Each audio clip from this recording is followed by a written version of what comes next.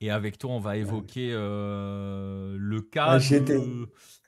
de deux clubs qui sont pas des petits clubs, qui sont pas des clubs anodins. On va y revenir dans un instant. Ces deux clubs, ce sont l'Once Caldas et le Deportivo Cali, deux clubs qui sont en grand danger. Et donc, vous imaginez très bien que quand je parle de grand danger, ça veut dire, Pierre, que ces clubs-là sont clairement menacés par la relégation. Et justement, on va commencer par poser un petit peu et montrer à quel point cette menace est présente. On va faire un petit point rapide sur la situation de ces deux équipes et justement expliquer pourquoi elles sont en danger. Ouais, ouais, ouais, et tu m'excuseras, hein, mais la lumière divine, j'ai été obligé de migrer, voilà, une migration forcée, j'étais obligé de partir dans mon bureau. Ouais, ces 2 équipes sont en danger parce que, si vous regardez, le classement, en fait, tel quel, vous voyez le Deportivo Cali 17e. Ah oui, effectivement, ils sont en danger. On sait Caldas 20e. Ouh là là, mais c'est sûr, ils vont descendre. Non, parce que c'est pas sur ce semestre-là. Voilà, en Colombie, la relégation se fait sur un promédio, donc une moyenne de points, et ça se fait sur les 3 dernières années. Voilà, vous voyez le classement. Once Caldas c'est 18e, Deportivo Cali 16e. Voilà, Once Caldas a un promédio de 1, j'ai regardé 1,12, je crois. Et le Deportivo Cali a guère mieux, hein, 1,2, 1,2, ouais. je crois. 1,14 et Donc, 1,2. ouais, c'est ça. Donc et après, je sais pas, parce que l'Once Caldas a joué, je sais pas s'ils ont inclus. Ça vient du Si site de j'avais la peut-être pas. Dimayor, je ne sais pas à quel point ils Ouais, l'ont mis à ouais, jour. ouais, je pense qu'ils l'ont mis à jour avec les matchs de ce week-end. Voilà, parce que l'Once Caldas a gagné contre Junior ce week-end. Ah, d'ailleurs, au passage, hein, si vous voulez savoir si Junior a progressé sur penalty depuis la finale de la Sudamericana, la réponse est non. Non. Euh, Voilà. Donc oui, les 2 équipes, on le voit au classement, elles sont quand même très, très, très dangereuses. C'est calculé sur la moyenne des trois dernières années, avec seulement les matchs joués en première division. C'est pour ça que Willa, par exemple, c'est sur que cette saison, hein, sur les matchs disputés en 2023. Magdalena, c'est sur 2022-2023.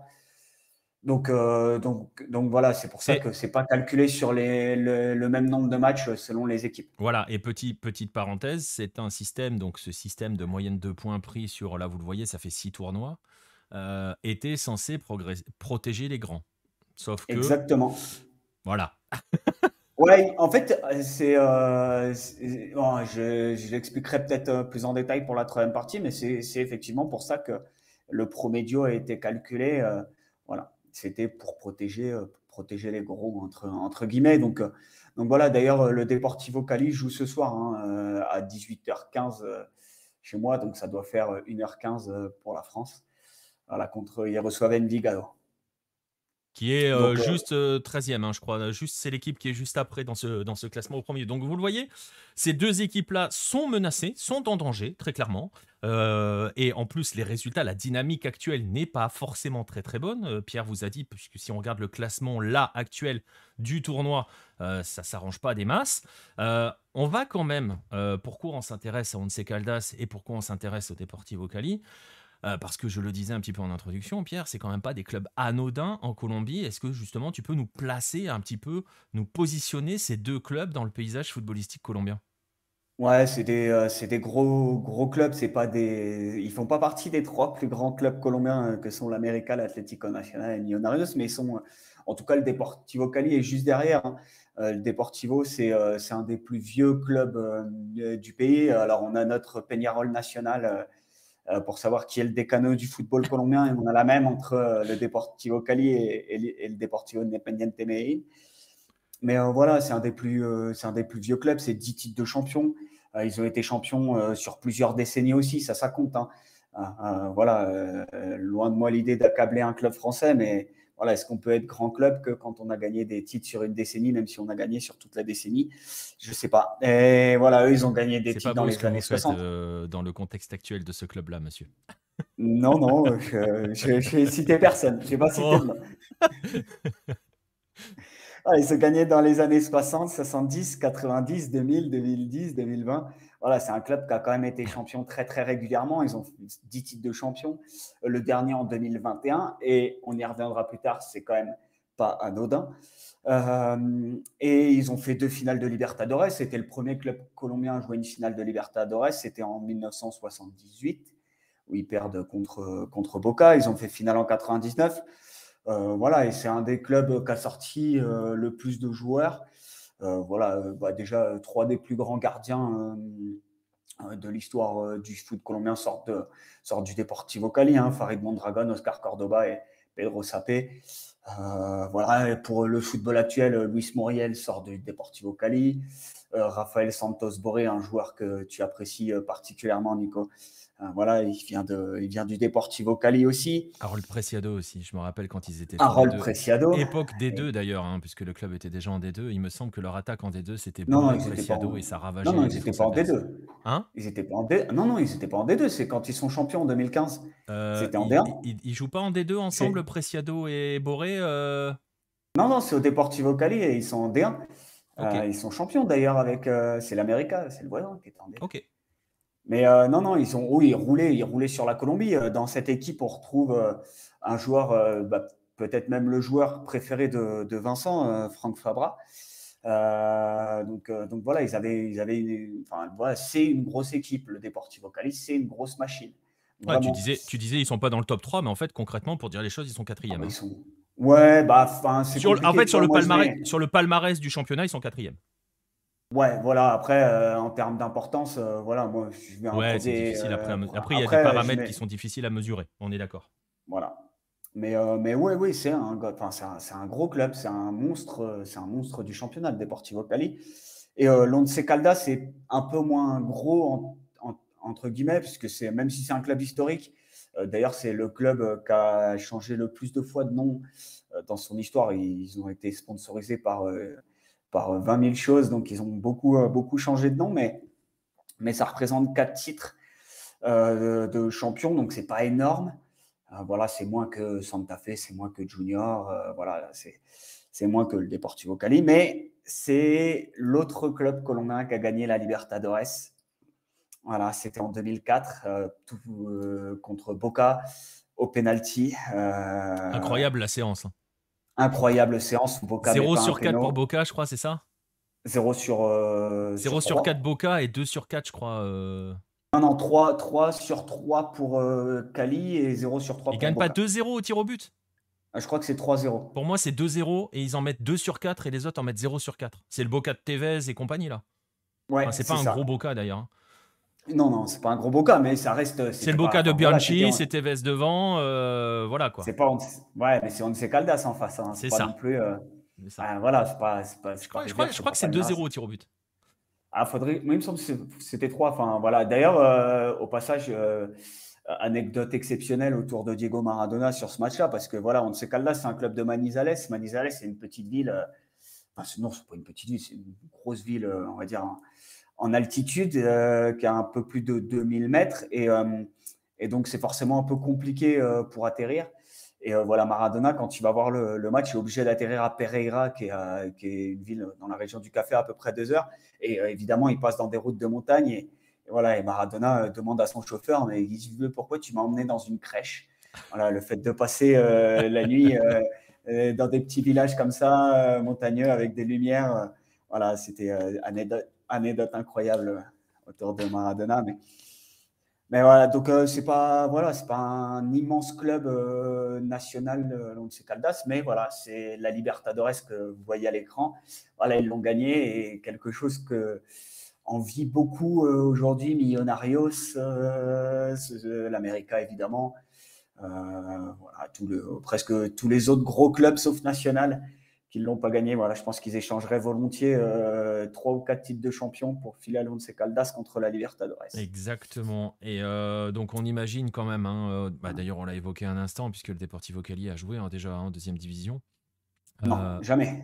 T'es sûr? Non, ah oui, oui, oui. Il y a, dans les gros qu'on joue en D2, il y Eh ben, a vas-y, parce que c'était uniquement. justement la question, Ouais, quels sont ceux quels à sont qui les c'est gros, déjà arrivé? justement.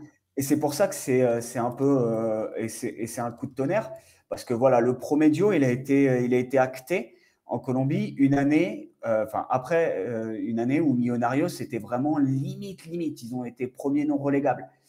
Et c'était vraiment très, très tendu parce qu'on s'est dit, oulala, qu'est-ce qui se passe là, c'est Millonarios. Ou s'ils descendent, ça la fout mal pour notre championnat. Donc, parmi les gros, voilà, ni le Deportivo Cali, ni l'Once Caldas, ni l'Atlético Nacional, ni Medellín, etc. n'ont joué en deuxième division. Jamais, jamais, jamais dans leur histoire. Voilà, le seul gros qui a été en D2, c'est l'América. Voilà, l'América, fin 2011, descend en deuxième division. Voilà, ils perdent au tir au but contre Patriotas, de mémoire. Et du coup, ce match scelle leur descente. Et voilà, justement, grâce à ça, voilà, l'América, l'image, c'était un véritable drame hein, à l'échelle du foot colombien. Enfin, je sais pas, imaginez, c'est compliqué parce que les descentes de l'OM les dernières années, c'était pas des descentes sportives. Mais imaginez un club de cette envergure où désolé de Bah, le remuer le PSG, couteau quoi. dans la plaie. Ouais, voilà, le PSG, où là, à l'échelle, je ne veux pas remuer le couteau dans la plaie, mais c'est comme si les deux géants du football français l'année dernière qui sont descendus sportivement, bah voilà, ça a fait un coup de Ouais. tonnerre, mine de rien, et c'est pas, voilà, c'est pas anecdotique. Même s'ils Et l'avaient déjà fait, les deux géants. il l'avait déjà fait les deux. Mais voilà, là, ça a quand même, mine de rien, l'année dernière, c'était quand même un sacré. Voilà, on n'y attendait pas. Quoi. Au début de la saison, on n'aurait peut-être pas misé là-dessus. Donc voilà, c'est la même chose. Si à la fin de l'année 2023, un de ces deux clubs-là va en deuxième division, ce sera exactement ce qu'on a vécu en France l'année dernière. Ouais. Et alors justement, tu évoquais l'América, hein, que j'ai mis une image de cette fameuse descente de l'América. Euh, Ça va être l'exemple type qu'on va utiliser parce que s'il y a descente, alors Nostromo l'a évoqué dans le chat hein, avec la descente de River en 2011, qui d'ailleurs est assez ressemblante en termes de scénario à ce qui arrive au Deportivo Cali, puisque quand River descend en 2011, quelques temps avant, il gagne un tournoi sous Diego Simeone, il gagne le premier tournoi, ensuite ça commence à partir en sucette toujours sur Simeone, et derrière ça ne fait que chuter. Et ils finissent par jouer un barrage et descendre. Et tu l'as dit, le Deportivo Cali, dernier titre 2021, c'est pas le siècle dernier, hein, c'est Non, non, euh, c'était et c'est pour ça que ça va coûter cher parce que on l'a dit, les années sont le promédio est calculé sur les 3 dernières années. Voilà, l'année prochaine, là, ils ont encore leur point de 2021, sachant que les quadrangulaires, et cetera, les quarts de finale sont pas intégrés. Mais voilà, ils ont fait quand même une saison, une année 2021 excellente. Voilà, l'année prochaine, ce sera 2022, 2023 et 2024. Donc voilà, je pense que si c'est pas cette année-là, ce sera ouais, c'est-à-dire malheureusement, je pense qu'ils qu'ils seront. vont pas, ils vont repousser l'échéance d'un an, quoi. C'est ça, s'ils sont pas s'ils se sauvent cette année, le danger est encore présent l'année prochaine. Effectivement, hein, on sait, Nostromo, on sait Caldas Ouais. avait joué contre Porto. 8-7 au tir au but. Voilà, je viens d'aller vérifier parce que je ne me rappelais pas de cette finale absolument merveilleuse euh, d'intercontinental.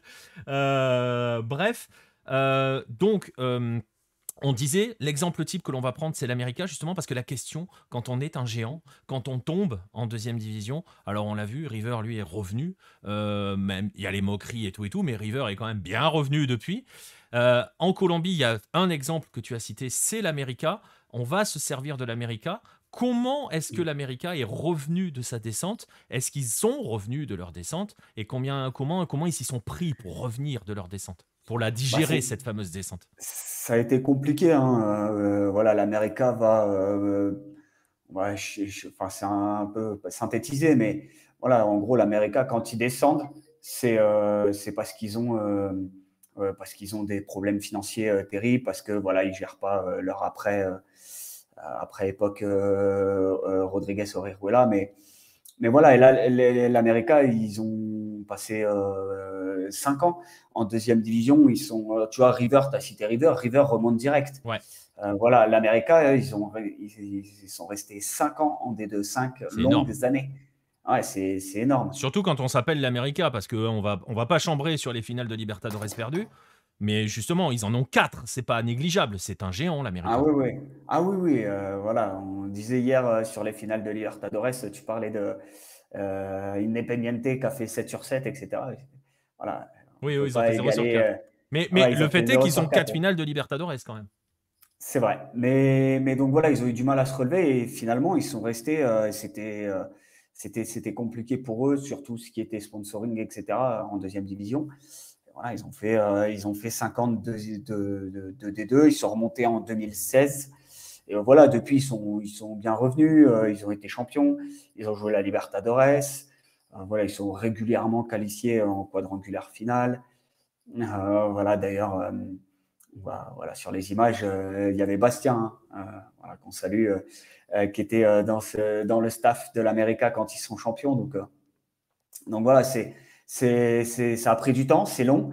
Et je ne suis pas certain que le Deportivo Cali et l'Once Caldas puissent remonter immédiatement Mais pour, s'ils venaient mais à tomber en D2. pour revenir, l'América, en fait, ils ont fait quoi? Ils se sont reconstruits complètement? Ils sont repartis presque à zéro? Ah, ils ont essayé, ils sont repartis. Oui, oui, ils sont repartis à zéro. Ça, c'est une certitude en termes administratifs. Ils ont tout nettoyé. Ouais, Voilà, ils sont sortis de la liste Clinton.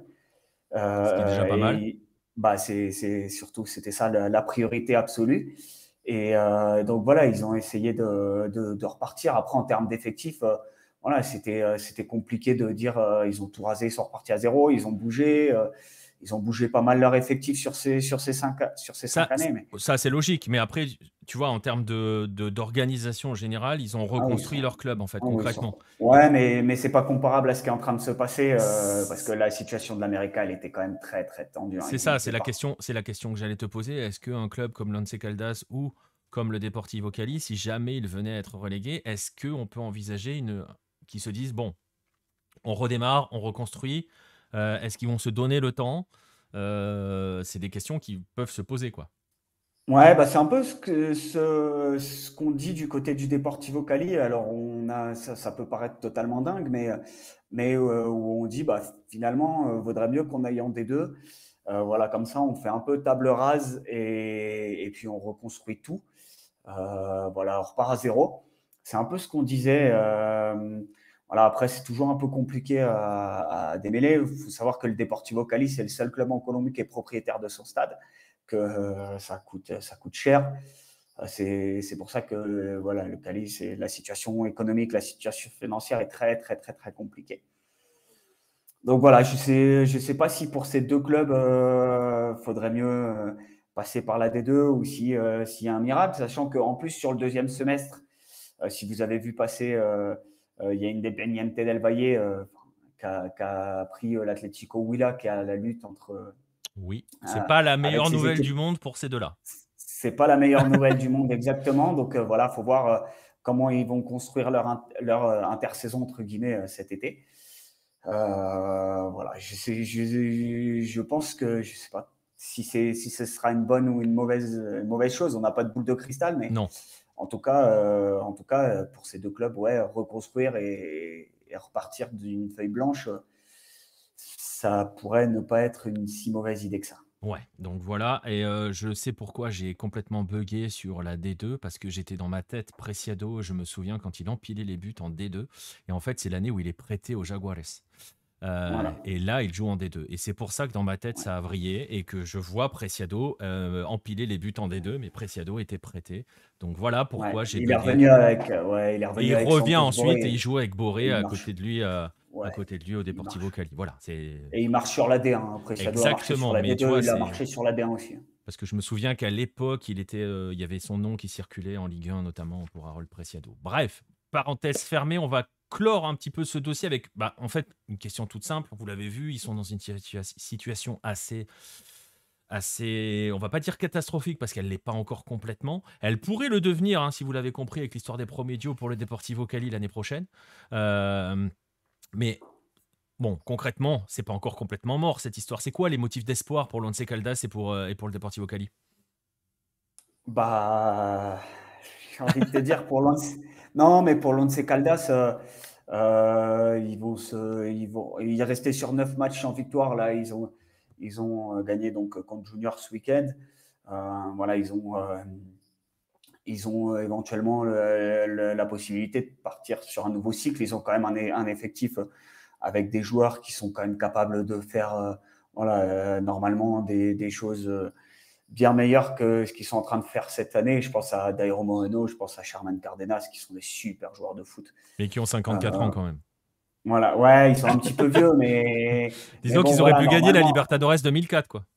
Ouais, non, ouais, bah, Dairo Moreno, il apparaît ouais, juste après, hein, il sort en pro dans Mm. ces cas-là, juste après la Libertadores 2004. Oui. Mais normalement, ça doit tenir la baraque sur une saison et ça doit empêcher de faire voilà, ça doit empêcher d'être dernier de la phase régulière comme ils le sont actuellement. Voilà. Donc il y a toujours des motifs d'espoir pour Once Caldas de voilà, gérer. Je crois que le club est en vente. Je sais plus, je me demande même s'il n'y a pas eu un nouvel actionnaire ou en tout cas c'est aussi acté enfin ça s'agite un petit peu en coulisses aussi. Donc voilà, ça peut être une solution pour le Deportivo Cali. On parlait d'une rentrée d'argent sur le naming de son stade. À Ouais, voir c'est un parce peu que léger quand même. c'est un peu léger, mais ça peut au moins colmater des brèches. Et puis, faut voir aussi parce que l'entreprise qui avait proposé de l'argent pour le naming, il y avait quelques doutes, quoi. C'était, voilà, on n'était pas sûr à 100% de l'origine des fonds. Donc, d'ailleurs, le club avait communiqué en disant, ouh là là, on va regarder, on va enquêter, etc. Donc voilà. Ouais, voilà. Affaire à suivre. En tout cas, vous le voyez, ce sont deux vrais monuments hein, du football colombien qui sont en danger. Et il va falloir suivre les prochains mois pour voir si le danger est réel, mais pour voir si ce danger, cette menace se transforme en fait. Et si on va assister à une catastrophe, hein, que ce soit pour l'un comme pour l'autre, vous l'avez compris, beaucoup plus d'importance, entre guillemets, ou d'impact, je dirais, sur si jamais ça devait être le Deportivo Cali. On suivra ça évidemment avec attention.